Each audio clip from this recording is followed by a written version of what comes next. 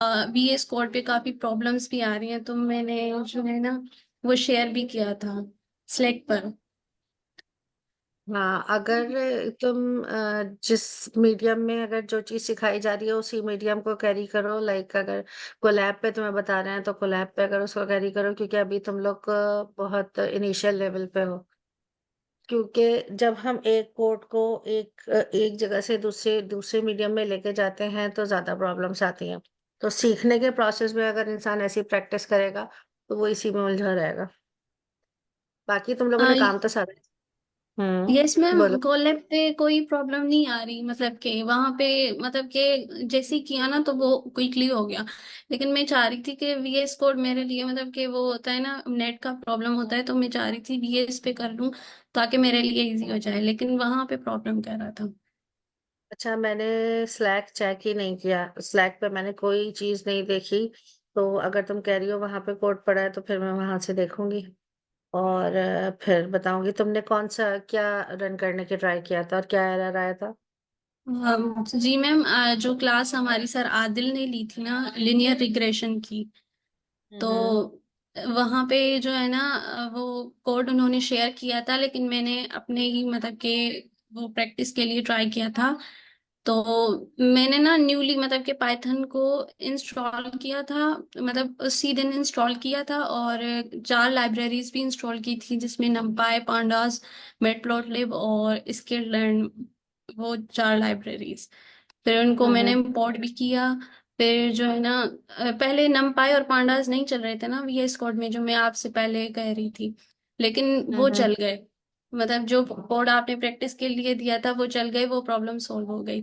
लेकिन जब linear regression वाला कर रही थी ना, तो उसमें ना मैटप्लॉटलिब और स्किल लर्न का कोई मतलब कि मसला दे रहा।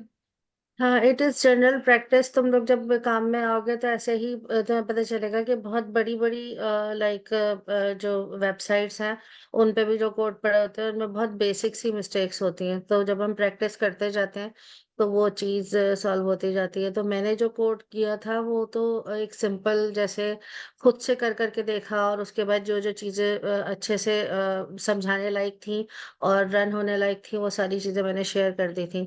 अब ये है कि वो वाले कोड वो को मैं सर एक से शेयर कर दूंगी।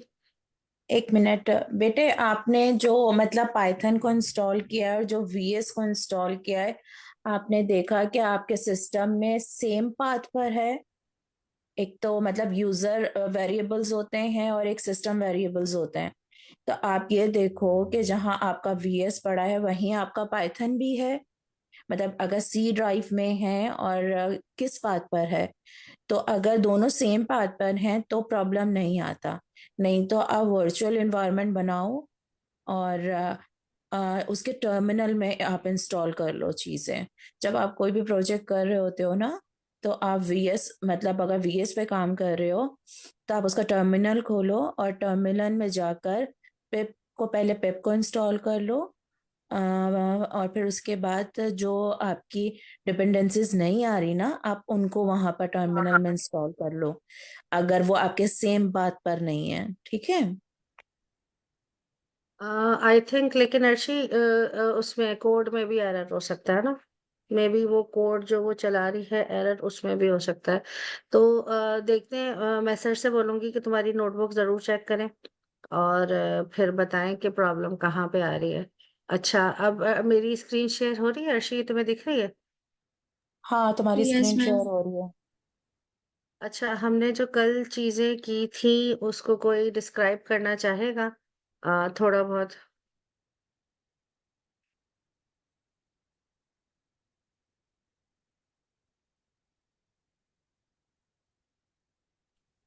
आप लोग मैम बोला मैं करो। थोड़ा सा हाँ, हाँ, बोलो जी जी। जो भी आपको दिमाग में आता है आप जरूर डिस्क्राइब किया करो, ताकि आपकी टीचर को पता चले कि आप लोग कहाँ स्टैंड करते हो।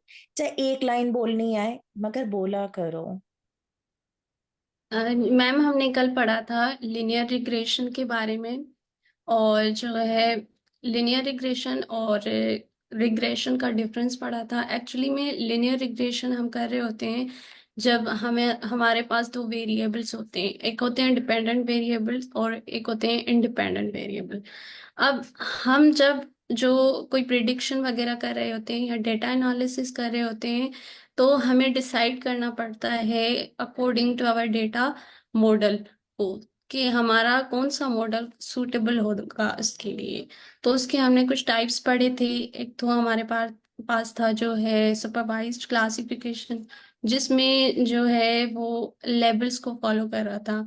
एक और था अनसुपरवाइज क्लासिफिकेशन हमारे पास, जिसमें जो है लेबल डेटा नहीं था, लेकिन उसमें वो पैटर्न्स फॉलो कर रहा था। और एक था सेमी सुपरवाइज, जिसमें दोनों मतलब कि पार्शली कर रहा था, एक लेबल डेटा और पैटर्न डेटा। मैम जस्ट जबरदस्त जबरदस्त। हम डेटा के थ्रू बस एक वर्ड का थोड़ा सा डिफरेंस था, बाकी तुमने बिल्कुल सही बोला। ये डेटा के थ्रू मॉडल को हम सेलेक्ट नहीं करते, बल्कि हम प्रॉब्लम के थ्रू देखते हैं कि कौन सा प्रॉब्लम आ गया है, तो फिर हमने कौन सा मॉडल सेलेक्ट करना है। और डेटा हमें ज्यादातर जो क्लाइंट देता है उससे भी, लेकिन data next problem first step है, डेटा नेक्स्ट स्टेप है। डेटा को भी देख के, मतलब जो मैं मर्षि जैसे लोग हैं वो डेटा को देख के बता देते हैं कि प्रॉब्लम क्या रही होगी। तो ऐसा भी है, मेरे को सही है, जबरदस्त। आप लोगों में से कोई अगर ऐसा कर सके कि जो प्रॉब्लम्स हम देख रहे हैं उन प्रॉब्लम्स को जो टॉपिक हमने कवर किया वो एक डॉक्यूमेंट बना ले और उन उस डॉक्यूमेंट में उस टॉपिक्स को ऐड करता जाए, टॉपिक्स भी और सब टॉपिक्स भी, यानी कि हेडिंग्स भी और उसके साथ जो सब हेडिंग्स होती हैं वो भी अगर कर ले तो बहुत अच्छा है, ताकि हम बाद में देखेंगे कि अगर उसमें कोई चीज़ हमें और ऐड करानी है तो हम करा सकते हैं। अच्छा ठीक है, अब हमने कल तो यहाँ तक देखा कि लर्निंग्स कितनी तरह की होती हैं। फिर वहां फिर क्लास का एंड भी नहीं हुआ था तो क्वेश्चंस आ रहे थे हमारे पास कि कौन सा मॉडल कौन सी तरह की लर्निंग के अंदर फॉल करता है। और अच्छी बात है, क्वेश्चंस आना शुरू हो गए थे और उसी तरह के क्वेश्चंस से रिलेटेड हमारे पास ये एक छोटा सा इंफॉर्मेशन है जिसको हम आज देखेंगे, और फिर इसको हम कनेक्ट अगली क्लास से करेंगे। अब ये कहते हैं कि जैसे हम एक क्लोजर लुक देखें कि कितने टाइप की मशीन लर्निंग एप्लीकेशंस हम बनाते हैं जो कि सुपरवाइज, अनसुपरवाइज्ड, सेमी सुपरवाइज और रीइंफोर्समेंट लर्निंग के अंदर जाती हैं, और उसके उन्होंने उससे रिलेटेड मॉडल्स को भी डिस्क्राइब किया हुआ है। अच्छा, ये जैसे हमने कल पढ़ा था कि हम सुपरवाइज लर्निंग में लेबल डेटा सेट्स को देखते हैं, अलगोरिथम जो हमारी क्लासिफिकेशन की प्रॉब्लम के अंदर होती हैं और जिससे हम प्रेडिक्ट कर रहे होते हैं। अब इसमें, हाँ सही है, इसमें अगर हम ये देखें तो हमारे दोनों तरह के प्रॉब्लम्स सॉल्व कर रहे हैं। सुपरवाइज लर्निंग में हमने जो कल प्रॉब्लम्स डिस्कस किए थे, binary classification, multi class classification और हमारे रिग्रेशन के प्रॉब्लम, तीनों तरह के प्रॉब्लम्स जो है वहाँ वो यहाँ पे फॉल करते हैं। अब ये किस तरीके से होता है, अब जैसे ये यहाँ पे टाइप ऑफ सुपरवाइज लर्निंग में देखो बताते हैं कि हमारे पास दो तरह के प्रॉब्लम्स है। यहाँ पे इन्होंने दो तरह से क्लासिफाई किया, दो तरह से इसको बताया हुआ है, एक क्लासिफिकेशन और दूसरा रिग्रेशन। क्लासिफिकेशन में दोनों ही वाले आ जाते हैं, बाइनरी क्लासिफिकेशन भी और मल्टी मल्टी क्लास क्लासिफिकेशन भी। रिग्रेशन भी मैंने कल अच्छे से डिस्क्राइब किया था, दोबारा भी हम उसको पढ़ेंगे, ये चीजें हम बार बार ही देखेंगे ताकि अच्छे से हमारे दिमाग में बैठ जाए। अच्छा, अब जैसे ईमेल स्पैम है और या नहीं है, वो इनबॉक्स में जानी चाहिए या स्पैम में जानी चाहिए, ये हमारे पास आ जाता है। ये लीनियर रिलेशनशिप बिटवीन इनपुट और आउटपुट वेरिएबल्स है। Of course application of supervised learning, medical diagnosis, fraud detection, spam detection, speech recognition। अच्छा, इसमें से स्पैम तो मैंने बताया, कोई डिस्क्राइब करेगा मेडिकल डायग्नोसिस में कैसे कौन सा वाला हम क्लासिफिकेशन या रिग्रेशन का मॉडल ले सकते हैं, फ्रॉड डिटेक्शन में कौन सा ले सकते हैं, स्पीच रिकग्निशन में कौन सा ले सकते हैं?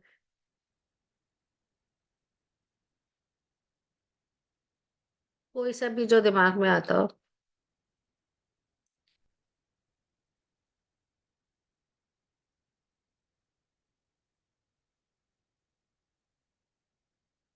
इसमें मेडिकल डायग्नोसिस में अगर हम ऐसे देखें कि डायबिटीज है या डायबिटीज नहीं है, तो बाइनरी क्लासिफिकेशन में आ जाएगा ना कि यस और नो वाली कंडीशन है, तो वो आ सकता है। अगर इसी को मल्टी क्लास क्लासिफिकेशन में देखें तो हम ऐसे देख सकते हैं जैसे कि अगर दो से ज्यादा चीजें हैं कि ये और ये चीजें हैं, अ, मतलब उसके आंसर्स तीन हो सकते हैं, चार भी हो सकते हैं। जैसे एक मॉडल हमने ट्रेन किया था कैंसर प्रिडिक्शन का, उसमें दो से ज्यादा ऑप्शन थे, नॉर्मल, बेनाइन और मैलिग्नेंट। तो दो से ज्यादा ऑप्शन हो गए तो ये मल्टी क्लास क्लासिफिकेशन में आ गया।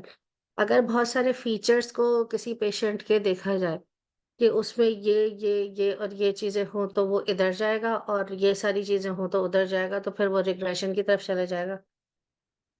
जैसे हमने कल गाड़ियों की बात की थी कि गाड़ियों के फीचर्स को देख के हम ये कहेंगे कि ये आपके बजट में आती है कि नहीं आती। ठीक है, समझ में आ रहा है?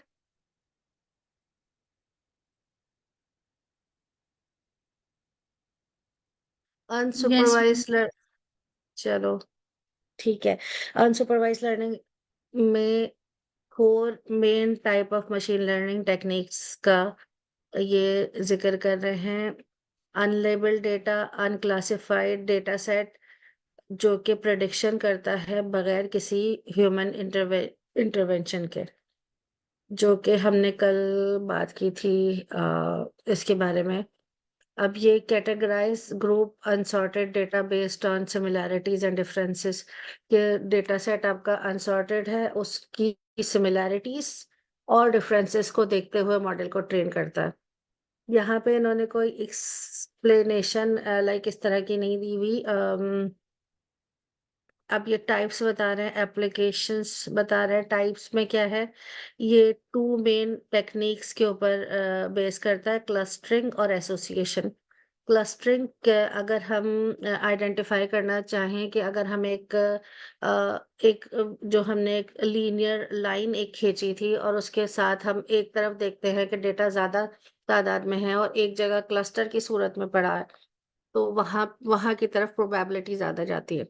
एसोसिएशन एक एक फीचर का दूसरे फीचर के साथ एसोसिएट होना, जो हम एक इनपुट दे रहे हैं उसमें क्या वो एक जैसा है या एक दूसरे से मिलता जुलता है। तो ये अब बता रहा है cluster analysis as an unsupervised learning technique that involves grouping data.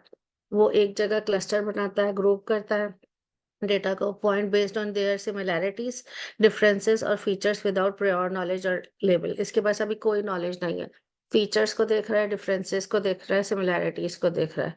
तो business commonly use this technique in application such as retail marketing. अब जो रिटेल मार्केटिंग वाले लोग हैं वो लाजमी तौर पे इस बिजनेस को आराम से अपने बिजनेस में वो कर सकते हैं कि लाइक अगर उनके पास डेटा है और वो एनोटेटेड ही नहीं है, जिसपे हमने कल बात की थी कि वहां पे डेटा का पता ही नहीं है कि इसका इसका लेबल क्या है, तो वहां पे ये इसके थ्रू जो है वो मॉडल अच्छे से ट्रेन हो सकते हैं। ईमेल मार्केटिंग हो गई, स्ट्रीमिंग सर्विसेज। ईमेल मार्केटिंग में हम इंटरेस्ट देख लेते हैं। अब हमें कस्टमर्स के नाम नहीं पता, लेकिन इंटरेस्ट पता है कि उस इंटरेस्ट वाला बंदा हमारे वाला जो प्रोडक्ट है उसको खरीदेगा, तो वो उसको वैसे ही सॉर्ट आउट करके और वहां पे ईमेल्स भेज देते हैं। जैसे अभी हमें नाम नहीं पता और हमने डाला फॉन्ड ऑफ पिज्जा, तो वो इससे पहले जितने लोगों ने पिज्जा खरीदा था पिछले हफ्ते में, पिछले महीने में, और वो जितनी फ्रिक्वेंसी से खरीदा था, उन सबके नाम आ जाएंगे, तो उनको मार्केटिंग के थ्रू मैसेजेस चले जाएंगे कि हमारी ये डील आई हुई है, ये डील आई हुई है, ऐसे हुआ। And streaming services similarities pattern, और फिर ये कहता है एसोसिएशन जो है, association learning technique where machine discover interesting relations and connections among variable in large input data set. और ये कहाँ पे यूज करते हैं ये वाला एसोसिएशन वाला, web usage, mining, plagiarism, checking, developing recommendations and continuous production. अच्छा, माइनिंग के लिए कैसे यूज होता है? प्लेजरिज्म चेकिंग के लिए तो प्लेजरिज्म चेकिंग के एप्स आप लोगों ने यूज किए हैं? Yes ma'am. ये इसी को बता रहा है कि प्लेजरिज्म चेक कैसे करते होंगे। लाइक जो डेटा प्लेजरिज्म ज्यादातर इसी तरीके से चेक होता है कि जो डेटा उसके पास गूगल के पास पहले से पड़ा हुआ है और वो लिखा हुआ है, वो उसमें उसको चेक कर लेता है कि लाइक ये वाला इससे सिमिलर है कि नहीं है। और अगर वो वर्ड सिमिलर होते हैं, सेंस सिमिलर कर रहा होता है, अगर वो वहां जहां से स्टार्ट हुआ है, फर्स्ट लाइन जहां से स्टार्ट हुई है, अगर आपने उसको रीफ्रेज भी कर लिया है, लेकिन जो सेकंड वाला पैराग्राफ है वो भी उसी उसी से स्टार्ट हुआ है जो जो कंटेंट पहले कहीं पे पढ़ा हुआ है, उसके बाद फिर वो ये देखता है कि प्रेपोजिशन सेम है, सिनोनियम्स आपने लाइक थोड़े बहुत सिनोनियम्स चेंज करके उसका जो मैटर है वो सेम रखा हुआ है, तो वहां से वो उसको चेक कर लेता है कि ये प्लेजराइज्ड है। तो ये इस तरह के एप्लीकेशंस में यूज हुआ है। Anomaly detection to identify fraud transactions, forecasting and predictive modelling. Forecasting में किस तरह के मॉडल आ जाते हैं? एक तो हमारे पास वेदर फोरकास्ट आ जाता है, दूसरा हमारे पास आ जाता है, अच्छा ये वाली जो सारी चीजें हैं ये इस वेबसाइट के मुताबिक हैं। अगले टाइम्स में आप ये भी देखेंगे कि कौन सा तरह की लर्निंग थी और उसमें कोई और ही तरह का जो है वो मॉडल अप्लाई किया और वो कामयाबी से चल भी रहा है। तो ये एक वास्ट चीज है, इसकी ज्यादा ब्रांचेस ज्यादा हैं, लेकिन हम अकॉर्डिंग टू दिस वेबसाइट अभी इस चीज को कवर कर रहे हैं। और ये अच्छी अच्छी अप्रोच इसलिए है कि कहीं ना कहीं से तो हमें स्टार्ट करना होता है। फोरकास्टिंग के बारे में मैं बात कर रही थी, फोरकास्टिंग वेदर फोरकास्ट हो सकती है और दूसरा स्टॉक मार्केट की भी प्रिडिक्शंस हो सकती है उसमें। वेदर फोरकास्ट ऐसे हो सकती है कि हम पिछले सालों में 10 सालों में अगर जुलाई में ही बारिश हुआ करती है, तो अब वो फोरकास्ट कर सकता है कि इस साल भी जुलाई में इससे इस मंथ तक, इस मंथ में इस डेट से इस डेट तक बारिश हो सकती है, जो कि मोस्ट प्रोबेबली उसकी प्रोबेबिलिटी जो होती है एक्यूरेसी 97-98% होती है। ज्यादातर वैसा ही होता है। फिर वो एक अलहदा चीज होती है कि जो मेट्रोलॉजिस्ट होते हैं वो कनेक्ट करते हैं कि अब बादलों की पोजीशन किधर है, हवा का दबाव किस जगह पे है, तो वो 9 को नहीं 10 को होगी, लेकिन वो टाइम पीरियड जो बता रहा होता है 10 दिन का 12 दिन का, मोस्ट प्रोबेबली बारिश उस टाइम होती है। और स्टॉक मार्केट की प्रेडिक्शंस भी तकरीबन उसी तरह सेम तरीके से होती है कि पिछले 10 साल का, 15 साल का, 20 साल का डेटा, जितना ज्यादा आपके पास डेटा होता है, जितना बड़ा डेटा होता है उतनी एक्यूरेसी को अच्छे आने के चांसेस ज्यादा होते हैं। फॉर एग्जांपल कि प्रेडिक्शन स्टॉक मार्केट की किस तरीके से होगी, इसी तरीके से कि उसने 5 साल 10 साल का पहले का डेटा ले लिया और उसने ये बता दिया इन इन शेयर्स को इस टाइम पे खरीदने में आपको फायदा हो सकता है। अब फॉर एग्जांपल किसी वुलन की कंपनी के शेयर्स हैं, वो जो वुलन के ड्रेसेस बनाते हैं, तो अब ये सबको पता है कि पाकिस्तान में अगर सर्दी दिसंबर में होती है तो उस वक्त शेयर्स की मार्केट हाई होगी। और इसके अलावा मार्केट वेदर के अलावा मार्केट ट्रेंड्स को देखना, टूरिज्म को देखना, एक्सपोर्ट कितना हो रहा है। फॉर एग्जांपल हमारी कंट्री से अगर कोई बहुत ठंडी कंट्री हमारे बहुत करीब है और उनके पास सर्दी जून में होती है, तो उस टाइम लाइक वहां पे ज्यादा एक्सपोर्ट हो सकता है, तो उस वक्त आपकी प्रोडक्शन ज्यादा हो सकती है, फायदा ज्यादा हो सकता है, तो उस वक्त शेयर्स के रेट ज्यादा होते हैं। तो सारा डेटा वो एक जगह लाके कलेक्ट करके और उसके बाद जो है उस डेटा को रन करके हम इस चीज का अंदाजा लगा सकते हैं कि उस टाइम क्या हो रहा होगा। अच्छा, सेमी सुपरवाइज लर्निंग जो मैंने कल काफी डिटेल से बताई थी, ये कहता है कि ये काफी ज्यादा कॉस्ट एफिशिएंट होती है और ये ऐसी टेक्निक है जो कंबाइन करती है लेबल और अनलेबल डेटा को। जैसे मैंने कल कहा था कि लेबल डेटा का तो अगर 20% भी आपके पास है, 100 में से 20 एंटिटीज भी आपके पास हैं, तो उस डेटा को आप उस डेटा से एक बेस मॉडल बनाते हो और उस डेटा को रिलेट करते हो बाकी के डेटा के साथ कि बाकी का डेटा डेटा का एनोटेशन क्या क्या हो सकती है, उसको लेबलिंग करके और उसके बाद एक मॉडल ट्रेन कर लेते हो। ठीक है। अब ये कहते हैं type of semi supervise learning.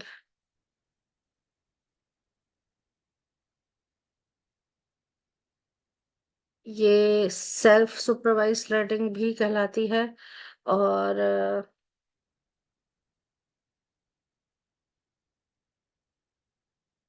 Inexpensive है, जैसे इसने ये बताया कि इनएक्सपेंसिव है। उसके बाद ये अच्छा, इसके बाद ये भी है कि ऐसा नहीं है कि रिजल्ट्स में प्रॉब्लम होती है, रिजल्ट्स में बहुत अच्छी अच्छी रिजल्ट्स आते हैं। जैसे आप इसके एग्जांपल गूगल और फेसबुक से ले सकते हैं कि गूगल और फेसबुक यूटिलाइज करते हैं सेल्फ सुपरवाइज टेक्निक को कंप्यूटर विजन और नेचुरल लैंग्वेज प्रोसेसिंग में।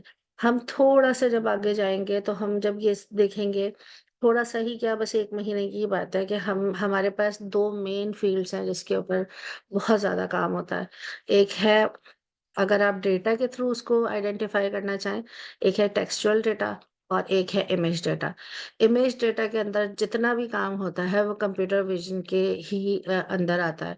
और टेक्सचुअल डेटा में जितना भी काम होता है वो एनएलपी, नेचुरल लैंग्वेज प्रोसेसिंग के अंदर आता है।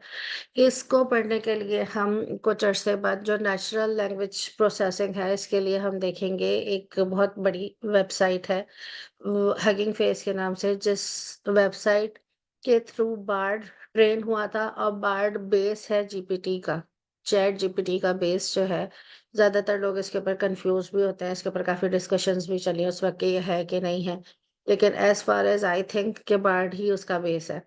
तो उसमें बहुत बड़े बड़े मॉडल्स हमारे पास पड़े हैं, बहुत बड़ी कम्युनिटी है। मतलब इसको अगर शॉर्ट करें तो ऐसे ही हम देखेंगे इस वक्त के लिए कि 2 मेन फील्ड्स हैं जिसमें हम काम करते हैं, कंप्यूटर विजन है, दूसरा लैंग्वेज प्रोसेसिंग है। एनएलपी कहलाता है इसका शॉर्ट फॉर्म। अच्छा, अब जब से चैट जीपीटी ज्यादा एक्टिव है तो चैट जीपीटी के साथ हम दोनों को ही कंबाइन करना है। वो भी अभी बहुत बात की बात है, अभी हम बेसिक्स पे जाएंगे जिसमें हम कंप्यूटर विजन में, अच्छा कंप्यूटर विजन के जो मॉडल्स हैं उसमें अगर एक बहुत कोई इफेक्टिव मॉडल आप देखना चाहें तो वो ऐसा हो सकता है, एनॉमली डिटेक्शन में ही आता है। जैसे अगर गन्स और आर्म्स होते हैं किसी के पास और हम उसको ऐसे आइडेंटिफाई करें कि 20,000, 50,000, 50 लाख जितने भी तरह के आर्म्स हों, उनकी पिक्चर्स हम ट्रेन कर दें और उसको लर्निंग करा दें कि ये सारी पिक्चर्स जो है ये खतरनाक हैं, तो ये किसी मॉल के अंदर, किसी एयरपोर्ट के अंदर नहीं आनी चाहिए। तो वो उसको डिटेक्ट करेगा कहीं पे भी वो होगी, किसी ने भी अपने साथ अपने सामान में अपने पास रखा होगा, उसमें एक्सप्लोसिव आइटम्स भी हो सकते हैं, बॉम्ब्स भी हो सकते हैं, बुलेट्स भी हो सकते हैं, और वो उसको वहीं पे रोक देगा कि यहाँ पे नहीं ये एंटर हो सकता। लाइक कोई सायरन, कोई बीप, कोई ऐसी चीज जो है वो उसके साथ अटैच कर दे। एनएलपी के तो खैर बहुत सारे हमारे पास एग्जांपल है। एनएलपी की एक जो बेस्ट एग्जांपल जो मुझे नजर आती है वो प्लेग्राउंड, या फिर आप चैट जीपीटी को ही देख लें। ये टेक्सचुअल डेटा पे काम कर करके टेक्सचुअल डेटा को ट्रेन करा करा के और फिर ट्रेन करा के उसको ऑटोमेट करा दिया कि अब तुमसे ये क्वेश्चन करे तो तुम ये जवाब देना, तुमसे ये कोड मांगे तो ये कोड बना के देना। तो वो अब इतना ट्रेंड हो गया है कि अगर आप उससे रोमन उर्दू में भी बोलेंगे तो वो आपको रोमन उर्दू में ही जवाब देता है। आप उससे बोले मुझे शायरी बना के दो, तो ये बहुत सारे लोग ऐसे बोलते हैं कि मतलब आपका काम ही क्या रह गया, आप तो सारा कुछ जीपीटी कर देता है। लेकिन मेरे हिसाब से अगर आप सर्च करोगे कि जीपीटी की प्रॉम्प्ट इंजीनियरिंग जो करे हुए हैं, जिनको प्रॉम्प्ट बनाना आती है, इंजीनियरिंग ना भी की हुई हो, जिनको प्रॉम्प्ट बनाना आती है, उनकी सैलरीज क्या है, तो फिर आपको खुद आइडिया हो जाएगा। खुद जाओ गूगल पे उसको सर्च करो, तो बेस्ट वे है हर वक्त जीपीटी से बात करना, हर वक्त जीपीटी से पूछना। तुम्हारा कोड गलत हो जाता है उसके ऊपर ट्राई करो, जरूर करो, एक दिन करो, दूसरे दिन करो, बर्न आउट ना हो जाओ, फिर जीपीटी से पूछो कि भाई ये कोड सही कैसे होगा। जब वो सही हो जाए तो फिर ये पूछो कि ये सही कैसे हुआ, इसको सही तुमने क्या कैसे किया, फिर उससे उसका ऑब्जेक्टिव पूछो, फिर उससे बार बार क्वेश्चन करो कि इस लाइन में तुमने क्या किया, ये लाइन तुमने क्यों यूज की, यहाँ ये लाइब्रेरी क्यों यूज की। तो वो तुम्हें बताएगा कि इस लाइब्रेरी के बगैर यहाँ पे ये चल नहीं सकता था। तो जिस वे में जा रहे होगे उस वे में वो डायरेक्शन अच्छी मिल रही होती है। तो हमारे पास एनएलपी का दूसरी बहुत अच्छी मिसाल मेरे हिसाब से जीपीटी है, जिसको अच्छे से यूज करना चाहिए। अच्छा, और अप्रोच हमने पहले ऐसे रखी हुई थी कि भाई हम जा रहे हैं कंप्यूटर विजन की तरफ तो अब हम उसी में काम करेंगे, फिर हम अगर एनएलपी के तरफ जा रहे हैं क्योंकि बड़ी फील्ड्स हैं तो उसी में काम करेंगे। लेकिन अब ऐसा नहीं है, लोग दोनों फील्ड्स में अच्छे से काम कर रहे हैं और कर पाते हैं, कोई ऐसा प्रॉब्लम नहीं होता। अच्छा, अब ये कहता है मेडिकल इमेज एनालिसिस आ जाता है, ये इसने एप्लीकेशंस बताई हुई है। मेडिकल इमेज एनालिसिस आ जाता है, किसी तरह के भी इमेजेस हो सकते हैं, मैमोग्राम्स हो सकते हैं, आपके एक्सरेज हो सकते हैं, आपके किसी भी जगह का स्कैन हो सकता है, एमआरआई हो सकते हैं, उसको आप कर सकते हैं ना। लाइक आपने आपके पास अगर वो लेबल डेटा है आधा नहीं है, तो वो उसके बाकी के इमेजेस को देख के अंदाजा लगा सकता है, बता सकता है कि भाई ये वाला भी इसी का जो है वो पार्ट है, ये इसी का एक्सरे है, और उसके बाद उसकी हम ट्रेनिंग कर सकते हैं। Speech recognition, natural language processing के जो मॉडल्स हैं वो तो बहुत सारे पड़े हैं। जैसे अभी अर्शी एक मॉडल के ऊपर काम कर रही हैं, उसमें वो असिस्टेंट उन्होंने बनाया। वो असिस्टेंट यहाँ पे कराची में तो है एक, ये शायद वो ऑनलाइन है, तो शायद सब जगह ही होगा, आई डोंट नो। उन लोगों ने अपना एक एजुकेशन सिस्टम बनाया हुआ है एनएलपी का, जिसमें असिस्टेंट होता है। असिस्टेंट को आप जाके पूछोगे कि मुझे क्या पढ़ना है, वो आपको ये बता देगा। अच्छा, आपका आपका थोड़ा सा डेटा ले लेगा, कौन सी क्लास में हो, क्या पढ़ना चाहते हो, तो वो आपको वो कर देगा कि ये यहाँ से यहाँ तक एक इस बुक में ये मौजूद है, ये वाले टॉपिक यहाँ पे है, ये सारी चीजें पढ़ लो। फिर आप उससे कहो कि मेरा एग्जाम ले लो, तो वो एक एमसीक्यूज का पेपर दे देगा कि आप इसमें अपना एग्जाम दे दो। फिर आप ये पूछो मेरे नंबर क्या है, तो वो आपको ये भी बता देगा आपके नंबर क्या है। स्पीच रिकग्निशन में टेक्सचुअल डेटा आप दे रहे होते हैं, और फिर अब वो हमें ये कैपेबिलिटी देता है कि स्पीच में आपने जो चीज कही है उसको टेक्स्ट में कर दे। नहीं, पहले तो दूसरी बात होनी चाहिए, टेक्स्ट टू टेक्स्ट होता था पहले। टेक्स्ट आपने दिया, टेक्स्ट में आपको जवाब मिल गया। अब उसके पास कैपेबिलिटी है कि आप और लाइंस ऑफ कोड ऐड कर दो, और मॉडल ऐड कर दो, स्पीच रिकग्निशन उसके अंदर लगा दो, तो वो उस टेक्स्ट को स्पीच में कन्वर्ट कर देगा। और फिर उस स्पीच को फिर दोबारा टेक्स्ट में लेके जाएगा, फिर वो टेक्स्ट में जाके उसका आंसर ढूंढेगा और दोबारा आपको स्पीच में दे देगा। तो आपको ऐसे नजर आ रहा होगा कि आपने बॉट से जो बात की है वो स्पीच में की है और उसने स्पीच में, लेकिन जो बैकएंड पे काम हो रहा होता है, बेसिकली स्पीच भी जब जाती है तो वो टेक्स्ट में चेंज होती है।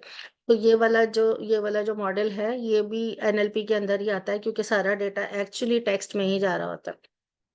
वॉइस को लेता है, वॉइस को टेक्स्ट में चेंज करता है, फिर वो टेक्स्ट से टेक्सचुअल एक आंसर जनरेट करता है, और उस टेक्सचुअल आंसर को कंप्यूटराइज्ड वॉइस में आपको डिलीवर कर देता है। यहाँ तक बातें समझ में आ रही है, ज्यादा ज्यादा और है? थोड़ी सी कंफ्यूजन हो रही होगी कि ये सब चीजें होंगी कैसे, लेकिन ये सारी चीजों की बेसिक इंफॉर्मेशन होना जरूरी होता है, क्योंकि आपको एक डायरेक्शन मिल जाएगी। हम लोगों ने जब स्टार्ट किया था तो हमें नहीं पता था कि हम किस डायरेक्शन में जा रहे हैं, तो हमने बहुत ज्यादा टाइम वेस्ट किया, बहुत सारी चीजों में करके देखा, इधर भी करके देखो, उधर भी, और फिर हमने कहा कि नहीं, यहाँ पे ऐसे नहीं होगा, ऐसे होगा। तो पहले से आपको ये पता होना चाहिए कि आपकी डायरेक्शन क्या है। बेसिकली आपकी डायरेक्शन टूवर्ड्स या तो इमेज के डेटा की तरफ है, या फिर आपकी डायरेक्शन टेक्सचुअल डेटा की तरफ है। और ये दो फील्ड्स हैं मेन, और काफी बड़ी फील्ड्स हैं, कंप्यूटर विजन की और एनएलपी की, जिसमें किसी न किसी तरफ हम जाएंगे। कभी हम टेक्सचुअल डेटा को ट्रेन करेंगे, कभी हम इमेज के डेटा को ट्रेन करेंगे, ताकि हम उससे आउटकम लेके हम चीजें देख सकें कि किस तरीके से हो रही हैं। अच्छा, रीइंफोर्समेंट लर्निंग में हमने क्या देखा था, और इसको हमने क्या एक्सप्लेन किया था कि ये एक इस तरह की लर्निंग होती है जिसमें आपको रिवॉर्ड मिल रहा होता है। एक एक आपका एजेंट होता है, जो अगर कोई चीज, कोई टास्क परफॉर्म करता है तो उसको रिवॉर्ड मिलता है, और अगर वो उससे हटके कोई चीजें परफॉर्म कर रहा होता है तो उसको कोई रिवॉर्ड नहीं मिल रहा होता। और दैट्स इट। ये सारा इसी के ऊपर, ये इसमें डेटा आपको नहीं देना होता, ये इसी के ऊपर सारा डिपेंड कर रहा होता है कि क्या एक्टिविटीज इन बिटवीन चल रही हैं, और उन एक्टिविटीज के बिहाफ पर जो है वो मॉडल खुद से ट्रेनिंग करता है, और डिसीजन लेता है बार बार कि अब क्या करना है और अब कैसे करना है। इसके अंदर गेम्स आ जाते हैं, रोबोट्स आ जाते हैं, और इस तरह की ऑटोनमस व्हीकल्स, और इस तरह की चीजें। अच्छा, ये कह रहा है कि कैसे ये चेंज है। ये कहता है, ये तो कंफर्म है कि चेंज है, कि एजेंट लर्न कर रहा होता है एक्शन से, और रिवॉर्ड दे रहा होता है सिग्नल्स के थ्रू, सिग्नल्स उसको मिल रहा होता है और उससे रिवॉर्ड दे रहा होता है। इन्वायरमेंट से वो चीज़ें जो है गेट कर रहा होता है। बाकी हमारी जो जितनी टाइप्स हैं उसके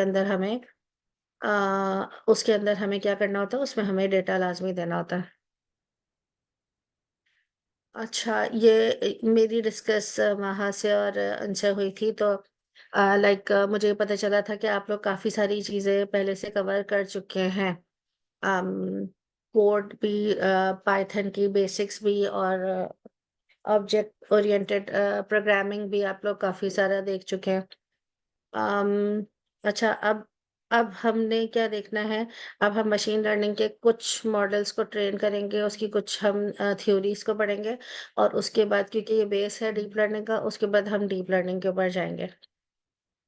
और यहाँ पे मुख्तलिफ एल्गोरिथम्स हैं। आई थिंक ये वाले सारे एल्गोरिथम्स पढ़े हुए हैं।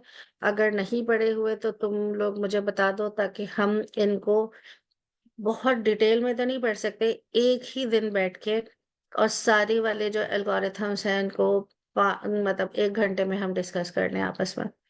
ये तुम लोग बता देना क्लास के एंड में या मैसेजेस में। अच्छा, अभी तक कोई क्वेश्चन है जो करना हो?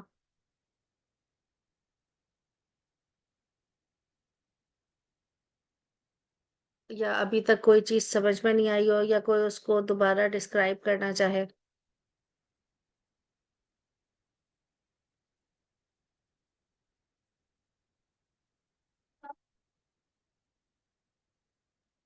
नहीं, आई थिंक तुमने इतनी डिटेल में सब कुछ बता दिया कि लग नहीं रहा किसी को जरूरत है। ठीक है, तुम कोई चीज ऐड करना चाहोगी?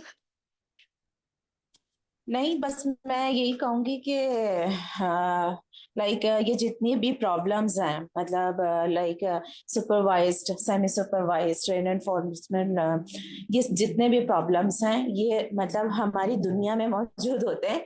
और जब ये प्रॉब्लम्स आते हैं तो हमारे दिमाग में ये बात होनी चाहिए, इन प्रॉब्लम्स को सॉल्व करने के लिए हमें कौन सा एल्गोरिथम लगाना है।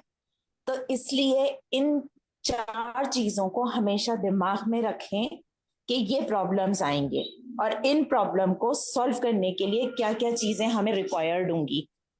तो ये बिल्कुल बेसिक है, हमेशा इसको याद रखना, ताकि आइंदा कभी कोई मतलब डेटा वगैरह आए तो आपको पता हो कि भाई ये लेबल डेटा है, तो फौरन आपके दिमाग में क्लिक करना चाहिए कि ये किससे बिलोंग करता है, इसमें एल्गोरिथम कौन सा होना चाहिए।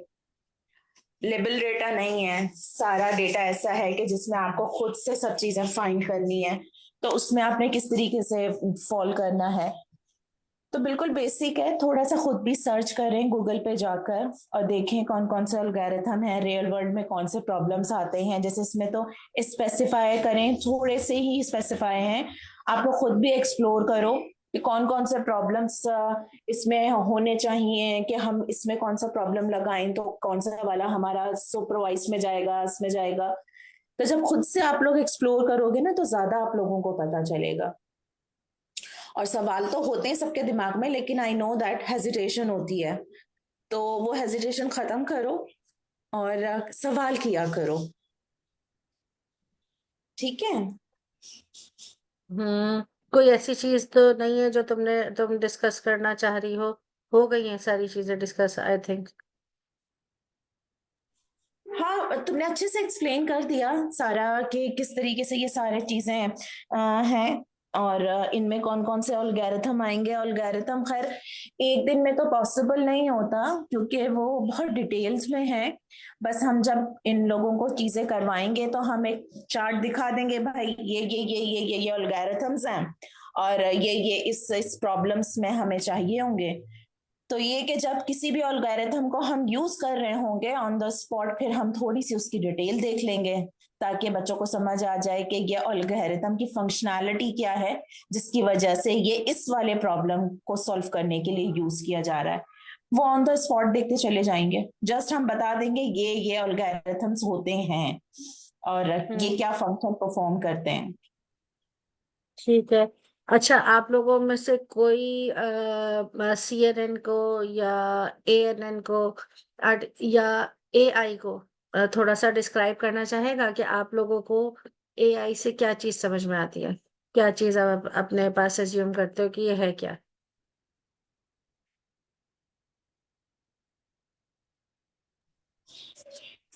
अच्छा, आपको बता दें एआई कोई एल्गोरिथम नहीं है, ये टॉपिक है। तो इसलिए इसको एज अ टॉपिक डिस्क्राइब कर दो कि एआई है क्या, आर्टिफिशियल इंटेलिजेंस है क्या। अपने पास से जो जो चीज हमको समझ में आती है, हम मुख्तलिफ डिस्कशंस में रहते हैं हर वक्त। कोई ये कह रहा होता है एआई दुनिया को वो कर लेगा, टेक ओवर कर लेगा, दुनिया को खत्म कर देगा। और इस तरह से तो आप लोग सब जब पाइथन को डिस्कवर करते हो और एआई को देखते हो, तो आप लोगों के दिमाग में क्या चीज आती है कि ऐसा होगा, ऐसा नहीं होगा? एआई बेसिकली काम क्या कर रही है, और क्या वो ह्यूमन को रिप्लेस कर पाएगी? अगर नहीं कर पाएगी तो क्यों? अगर कर पाएगी तो क्यों? और कुछ उसको अपनी एजुकेशन से रिलेट करके देखा है, सोचा है कभी?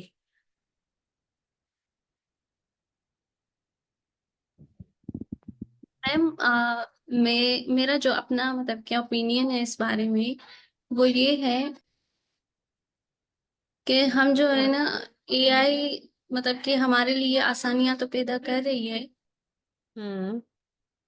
लेकिन कहीं ना कहीं जो है ना, वो टेक्नोलॉजिकल जो इम्पैक्ट होता है ना, या हमारी एक्टिविटीज पे, या एक बच्चे के सोचने की मतलब कि जो सलाहियत है, एबिलिटी है।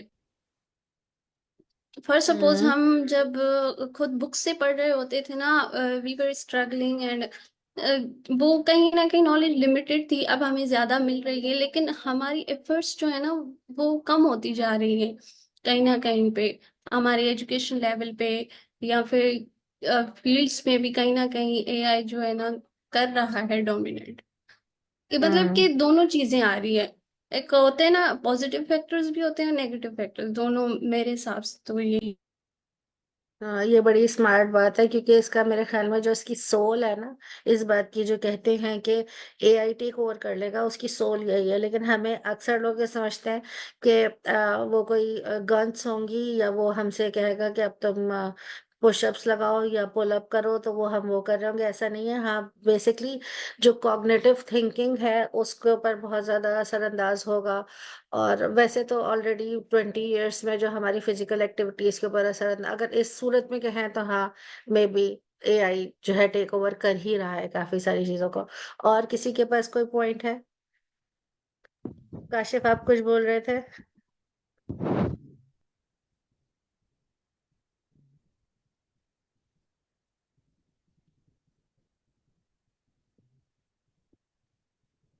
हेलो। आ रही है मेरी। जी, अब आ रही है। हाँ, असल में मैं कह रहा हूँ ह्यूमन ह्यूमन को टेक ऑफ करेगा। अगर एक डॉक्टर है जिसको एआई नहीं आता और एक वो डॉक्टर है जिसको एआई आता है, तो वो डॉक्टर जिसको एआई आता है वो मोर कॉम्पिटेंट है उस डॉक्टर से जिसको एआई नहीं आता। तो बेसिकली हर इंसान को अपनी फील्ड में एआई सीखना चाहिए, चाहे वो जो मर्जी यस, फील्ड हो, चाहे वो डॉक्टर हो। That's the point. बिल्कुल जबरदस्त। एक्सीलेंट बोला है। क्योंकि देखो एआई लाइक हमें बीट नहीं कर रहा, एआई को बनाने वाले भी तो हम ही है ना, इंसान ही है ना। तो हमारा कंपटीशन लेवल बढ़ रहा है, कम नहीं हो रहा है। जो बढ़ना चाहते हैं वो बहुत बढ़ रहे हैं, आगे आगे बढ़ रहे हैं। अब अगर कोई किसी भी फील्ड में अब वो एआई से कनेक्ट हो जाए तो काम आसान कर रहा है। आज जो तुम लोग पढ़ रहे हो, अगर जूम नहीं होता तो ये एजुकेशन इतनी इजीली अवेलेबल होती नहीं। तुम लोगों को चल के यूनिवर्सिटी के धक्के खाने पड़ते, बसों में या किसी भी चीज में ट्रैवल करना पड़ता। अभी क्या अपने बेड पे बैठे बैठे पढ़ रहे हो। तो चीजें कन्वीनियंट हो रही हैं, कॉम्प्लिकेट नहीं हो रही हैं। ये डिपेंड करता है आपकी सोच के ऊपर कि आप क्या करना चाहते हो। आप पढ़ना चाहते हो उस गैजेट से या आप सिर्फ खेलना चाहते हो उस गैजेट से। It's depend on you. और यहाँ पे जो लोग हैं, जिन किसी को मैं जानती हूँ, किसी को नहीं जानती, काशिफ को मैं जानती हूँ। अगर काशिफ ऐसा सोच सकें कि अगर वो फिजिक्स पढ़ाते हैं और फिजिक्स में ही उन्होंने अच्छा पढ़ा हुआ है, और वो एआई को किस तरीके से फिजिक्स में यूज कर सकते हैं, तो that would be a good idea, great idea. क्योंकि यहाँ पे अब मैं ऐसा सुन रही हूँ कि जो बैंक्स हैं, अगर बैंक्स में 12 लोग काम करते हैं तो थोड़े दिन में वो 2 रह जाएंगे। और वो 2 भी वो होंगे जिनको बैंकिंग भी आती होगी और एआई भी आती होगी। तो वो उस सारे जो उस क्योंकि सारा कुछ, जब आपका सारा कुछ ही ऑटोमेट हो जाएगा, तो फिर 12 लोगों की तो जरूरत ही नहीं रहेगी ना। तो जहाँ जो लोग जिस जिस फील्ड से हैं यहाँ पे, उनको ये चाहिए कि उसको कोरिलेट करने की कोशिश करें। उस फील्ड से रिलेटेड कोई मॉडल ट्रेन, अब हम जैसे आगे जाएँगे तो हेल्पफुल तो ऑफ कोर्स हम होंगे इसी चीज़ में, लेकिन किसी आइडिया का सोचना जो है, उसको पिच करना वो आपका काम है, कि आप किस तरीके से उस आइडिया के ऊपर सोचते हैं। और फिर बहुत सारी चीज़ें तो ऐसी इतनी मज़ेदार हैं, लाइक कि आपको ना एल्गोरिथम डिफाइन करना पड़ता है, ना मॉडल बनाना पड़ता है, कुछ भी नहीं। आपने सिर्फ आइडिया सोचा होता है, इतना काम ऑलरेडी हो चुका है कि जब सर्चिंग पे जाओगे तो उससे रिलेटेड, उससे मिलता-जुलता या मेबी बिल्कुल सेम मॉडल आपको पड़ा हुआ मिल जाए, और आपने सिर्फ उसके एरर्स निकालने होंगे और ट्रेन करना होगा, और उसकी इम्प्लीमेंटेशन अपने-अपने सब्जेक्ट पे करनी होगी। लेकिन उससे पहले का रास्ता थोड़ा मुश्किल है, उससे पहले पढ़ना पड़ेगा, उसके साथ भी पढ़ना पड़ेगा। बहुत सारी चीज़ें सर्चिंग की तरफ जानी पड़ेंगी, बहुत सारी किताबों को देखना पड़ेगा, बहुत सारी रिसर्चेस को देखना पड़ेगा कि आजकल आगे क्या हो रहा है, आजकल लोग चीज़ें किस तरीके से कर रहे हैं। इन सब चीज़ों से इन टच रहना पड़ेगा। जितना आसान मैं कह रही हूँ ना कि वो मॉडल उठाएँगे, इतना आसान है नहीं, क्योंकि उससे पहले की चीज़ें मुश्किल है। बेस बनाना बहुत मुश्किल है। अच्छा, फिर एक चीज़ इसके साथ जो है, जो एसोसिएट करते हैं लोग एआई के साथ, वो कहते हैं आर्टिफिशियल न्यूरल इंटेलिजेंस और AGI, artificial journal intelligence. Artificial neural intelligence वो है जिस पे हम काफ़ी अरसे से काम कर ही रहे हैं, जो हम पढ़ रहे हैं बेसिकली ये सारा कुछ उसी के अंदर आ जाता है। आर्टिफिशियल जनरल इंटेलिजेंस के अंदर वो चीज़ें आती हैं जिसमें लोग कहते हैं कि रोबोट्स ऐसे होंगे कि लाइक इंसानों की ज़रूरत नहीं होगी, जिस पे भी काफ़ी अरसे से, आई थिंक उस पे भी 50-60 ईयर्स हो गए हैं काम करते हुए, और फिर वो 80s में, क्योंकि कंप्यूटेशनल उसकी कॉस्ट इतनी बढ़ गई थी कि वो कंट्रीज की बजट से ऊपर चली गई थी, तो उसको 80s में बंद कर दिया था। और ये इस वाले हमारे आर्टिफिशियल इंटेलिजेंस पे भी इसी तरह से काफी अरसे से काम हो रहा है, तो इन दोनों चीजों को ही बंद कर दिया था। फिर 90s में दोबारा उसको स्टार्ट किया, और 2000 का जो शुरू का टाइम था उसमें बहुत अच्छे से काम स्टार्ट हुआ, क्योंकि फिर उसके बाद हमारे पास सर्वर्स आ गए थे, जिसमें फिर हमारे पास बहुत बड़ी, इतनी इतनी बड़ी मशीनरीज की, इतने बड़े सर्वर्स को बनाने की जरूरत नहीं थी, जो फिजिकल सर्वर्स होते थे। तो फिर उसके बाद आहिस्ता आहिस्ता करके चीजें जो है वो पॉसिबल हुई। लेकिन जनरल इंटेलिजेंस के बारे में भी लोगों के डिफरेंट ओपिनियंस हैं। कोई कहता है कि जल्दी ये होने वाला है, कोई कहता है कि 20-30 ईयर्स तक लगेंगे, कोई कहता है कि हो ही नहीं सकता, क्योंकि इंसान की तरह सोचना एक रोबोट के लिए क्यों इम्पॉसिबल है, वो भी एक लंबी डिस्कशन है, उस पर भी हम बहुत सारी बात कर सकते हैं, क्योंकि अल्लाह ताला ने हमारे अंदर जो चीजें लगाई हैं वो बहुत छोटी स्पेस लेके वो रैशनल थिंकिंग किया हुआ है। हमारा दिमाग जो है उसने बहुत एक छोटी स्पेस ली हुई है, और उसके बाद उसकी रैशनल थिंकिंग जो है वो एट इट्स पीक है। मतलब वो उसका कंपटीशन कोई नहीं है। वो उसको उसको उसके बराबर लाने की ट्राई तो कर रहे हैं, लेकिन वो आई थिंक मुझे ऐसा लगता है कि पॉसिबल नहीं होगा, कहीं ना कोई डिफरेंस रह जाएगा। तो हम जो सारा काम करेंगे, हम जो सारी चीजें देखेंगे, वो ANI के अंडर अम्ब्रेला देखेंगे। और उसमें भी ये बेसिक्स हैं जिसको पढ़ने में अगर हम वाकई बहुत अच्छे से पढ़ें तो बहुत साल लग सकते हैं, लेकिन हम ये कोशिश कर रहे हैं कि कुछ चीज़ें जो बेसिक्स हैं उनको हम कवर करें, और जो उसके अंडर जो बारीकियां आती हैं वो जितनी कोशिश करो कि उसको खुद से एक्सप्लोर करो, उसमें कोई चीज़ समझ ना आए तो उसको क्वेश्चन करो, ताकि ज़्यादा ब्रेन स्टॉर्मिंग एक्टिविटी हो, ज़्यादा चीज़ें समझ में आए, कोई नई चीज़ हम बना सकें मिलके, इंशाल्लाह। और बाकी ये है कि बेस्ट क्लास थी आज की। इंशाल्लाह हम जो मंडे को क्लास करेंगे उसमें मे बी हम किसी प्रैक्टिकल वर्क की तरफ जाएं, या मे बी हम एल्गोरिथम्स को एक दफ़ा डिस्कस कर लें। अगर तुम लोगों की कोई खास मतलब इन दोनों में से कोई एक ऑप्शंस हो तो वो तुम लोग स्लैक पे दे देना। बाकी राबिया का मैसेज मैं दे दूंगी कि वो उस नोटबुक को देख लें कि उसमें क्या प्रॉब्लम है। आज हम फ्राइडे भी है, क्लास पर सब यहाँ ख़त्म करते हैं। इंशाल्लाह हम मंडे को मिलते हैं। अल्लाह हाफिज। थैंक यू अल्लाह मैम, हाफिज। अल्लाह हाफिज। अल्लाह